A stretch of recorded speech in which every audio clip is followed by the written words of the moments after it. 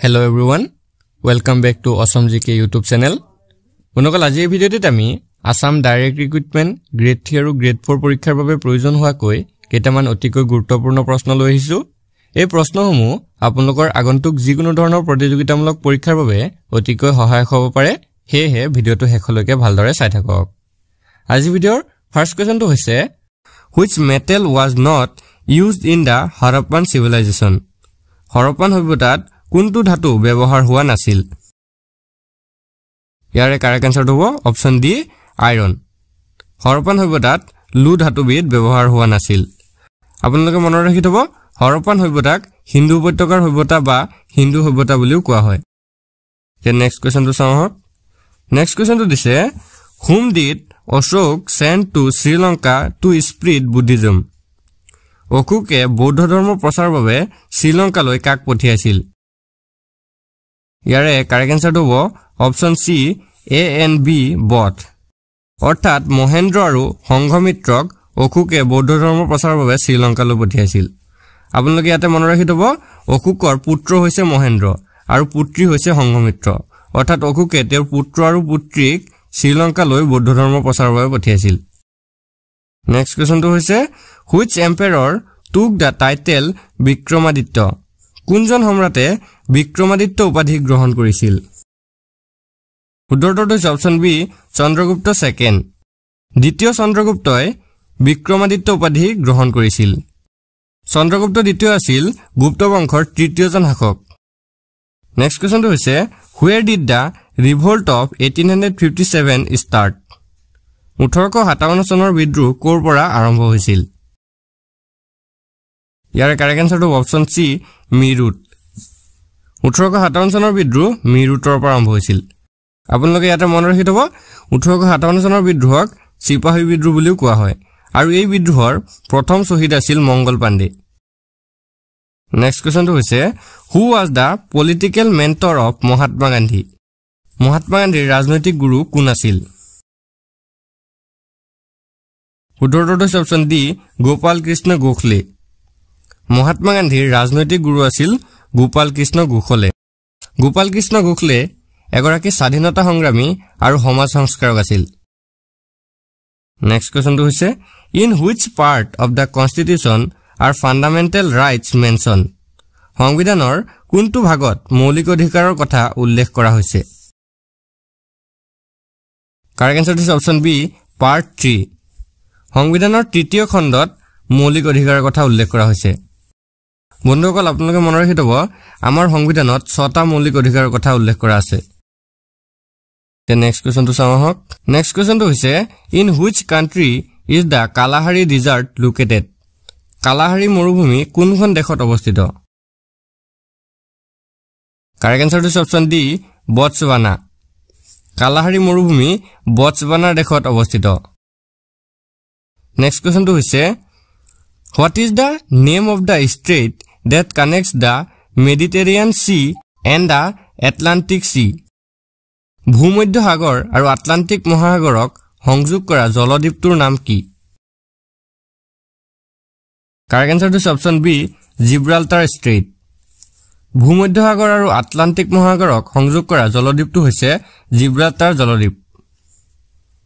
Next কোৱেশ্চনটো চাওঁ আমি what is the name of the capital of Egypt? ইজিপ্তৰ ৰাজধানীখনৰ নাম কি? কাৰেক্ট আনসাৰটো অপচন বি কাইৰো। ইজিপ্তৰ ৰাজধানী হৈছে কাইৰো। আপোনালোকে ইয়াতে মনত ৰাখি থব ইজিপ্তৰ কাৰেন্সি হৈছে ইজিপ্চিয়ান পাউণ্ড। নেক্সট কোৱেশ্চনটো চাওঁ আমি। নেক্সট কোৱেশ্চনটো হৈছে what is the name of the currency of Saudi Arab? Saudi আৰবৰ মুদ্ৰাৰ নাম কি?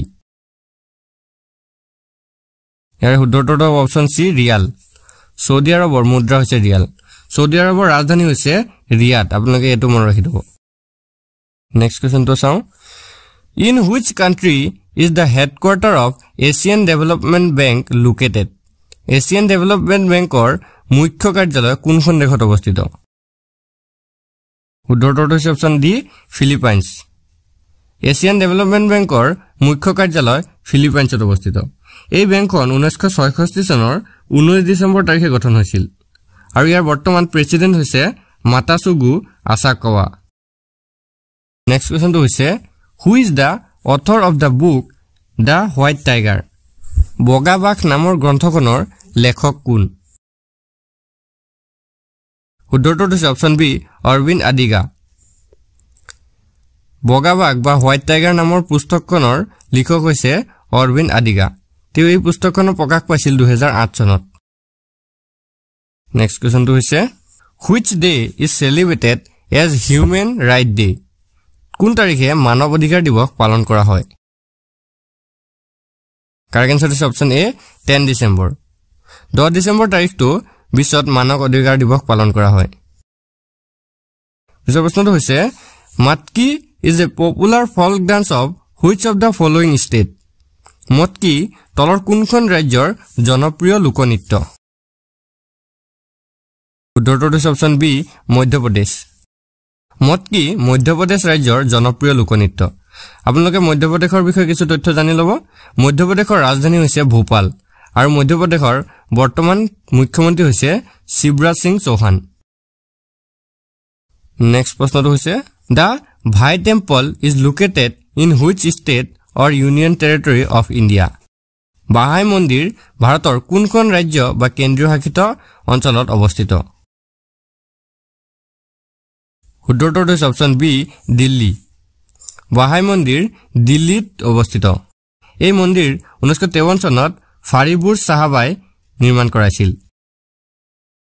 নেক্সট কোৱেশ্চনটো হৈছে which is the only planet in the solar system that rotates from east to west পূবৰ পৰা পশ্চিমলৈ ঘূৰি থকা সৌৰজগতৰ একমাত্ৰ গ্ৰহ কোনটো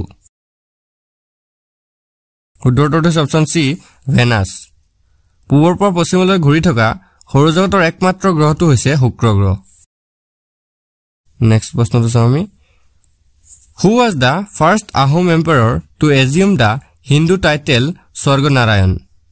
Swarganarayan উপাধি গ্ৰহণ কৰা প্ৰথম আহোম সম্ৰাট কোন আছিল? কাৰেক্ট আনসাৰ হৈছে অপচন ডি সুহুংমুং। আহোম স্বৰ্গদেউ সুহুংমুঙে প্ৰথম স্বৰ্গনাৰায়ণ উপাধি গ্ৰহণ কৰিছিল। নেক্সট কোৱেশ্চনটো হৈছে Which of the following sites has Hindu, Buddhist and Jain religions together? তলৰ কোনটো স্থানত হিন্দু বৌদ্ধ আৰু জৈন ধৰ্মৰ ধ্বংসাৱশেষ একেলগে আছে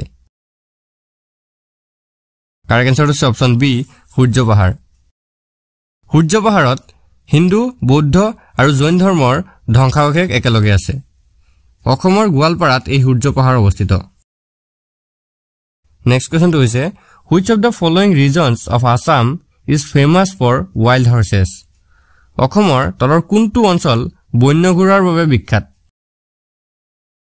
কাৰেক্ট আনসাৰ হৈছে option C Dibru Saikhowa national park Dibru Saikhowa ৰাষ্ট্ৰীয় উদ্যানখন বন্য ঘোঁৰাৰ বাবে বিখ্যাত এই ডিব্ৰু-চৈখোৱা ৰাষ্ট্ৰীয় উদ্যানখন ডিব্ৰুগড় আৰু তিনিচুকীয়া জিলাত অৱস্থিত নেক্সট কোৱেশ্চনটো হৈছে Assam shares international border with which of the following countries অসমে তলত উল্লেখ কৰা কোন কেইখন দেশৰ সৈতে আন্তঃৰাষ্ট্ৰীয় সীমান্ত ভাগ বতৰা কৰে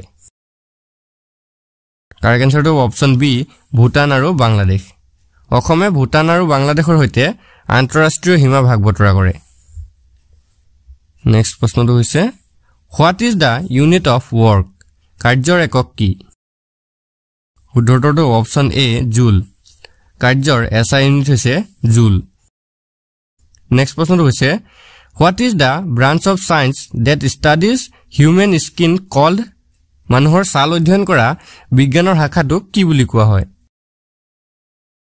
শুদ্ধটো হৈছে অপচন ডি ডাৰ্মেটলজি মানুহৰ ছাল অধ্যয়ন কৰা বিজ্ঞানৰ শাখাটোক ছাল বিজ্ঞান বা ডাৰ্মেটলজি বুলি কোৱা হয় ইয়াৰ লগতে আপোনালোকে মনত ৰাখি থব মানুহৰ শৰীৰৰ বিষয়ে যেটো বিষয় অধ্যয়ন কৰা হয় তাক শৰীৰ বিজ্ঞান বা ফিজিওলজি বুলি কোৱা হয় য'ত জীৱৰ শৰীৰৰ গঠনৰ বিষয়ে অধ্যয়ন কৰা হয় তাক এনাটমি বুলি কোৱা হয় আৰু য'ত জৈৱ ৰসায়ন বিজ্ঞানৰ বিষয়ে অধ্যয়ন কৰা হয় তাক বায়োকেমিষ্ট্ৰি বুলি কোৱা হয় নেক্সট কোৱেশ্চনটো চাওঁ আমি How many bones are there in the human skull মানুহৰ মস্তিষ্কত কিমান হাড় আছে শুদ্ধটো হৈছে অপচন এ 8 মানুহৰ শৰীৰত 8 ডাল হাড় আছে নেক্সট প্ৰশ্নটো চাওঁ আমি নেক্সট প্ৰশ্নটো হৈছে What type of mirror is used in a view finding mirror of a vehicle বাহনৰ পিছলৈ যোৱা দাপোনত কেনে ধৰণৰ দাপোন ব্যৱহাৰ কৰা হয় উত্তৰটো হৈছে অপচন ডি কনভেক্স মিৰৰ বাহনৰ পিছলৈ যোৱা দাপোনত উত্তল দাপোন ব্যৱহাৰ কৰা হয় নেক্সট কোৱেশ্চনটো হৈছে which of the given vitamins helps in the healing of wounds তলৰ কোনটো ভিটামিনে ঘা ভাল হোৱাত সহায় কৰে কাৰেক্ট আনসাৰ হৈছে অপচন সি ভিটামিন সি ভিটামিন সি এ যিকোনো ঘা ভাল হোৱাত সহায় কৰে আপোনালোকে মনত ৰাখিব টেঙা জাতীয় বিভিন্ন খাদ্যত ভিটামিন সি পোৱা যায় নেক্সট কোৱেশ্চনটো হৈছে in which organ of the human body vitamin A is stored মানৱ শৰীৰৰ কোনটো অংগত ভিটামিন এ জমা হয় কাৰেক্ট আনসাৰটো হৈছে অপচন বি লিভাৰ বা যকৃত মানৱ শৰীৰৰ যকৃতত ভিটামিন এ জমা হয় নেক্সট প্ৰশ্নটো হৈছে which one of the following is not a root তলৰ কোনটো হিপা নহয় উত্তৰটো হৈছে অপচন এ পটেটো আলু হিপা নহয় নেক্সট প্ৰশ্নটো হৈছে which vitamin deficiency causes night blindness কোনটো ভিটামিনৰ অভাৱত ৰাতিৰ অন্ধতা বা কুকুৰিকণা ৰোগ হয় উত্তৰটো হৈছে অপচন এ ভিটামিন এ এ ভিটামিনৰ অভাৱত কুকুৰিকণা বা ৰাতিৰ অন্ধতা ৰোগ হয় নেক্সট প্ৰশ্নটো হৈছে which of the following vitamins functions as both hormone and visual pigment তলৰ কোনটো ভিটামিনে হৰমন আৰু দৃষ্টিশক্তিৰ ৰং দুয়োটা হিচাপে কাম কৰে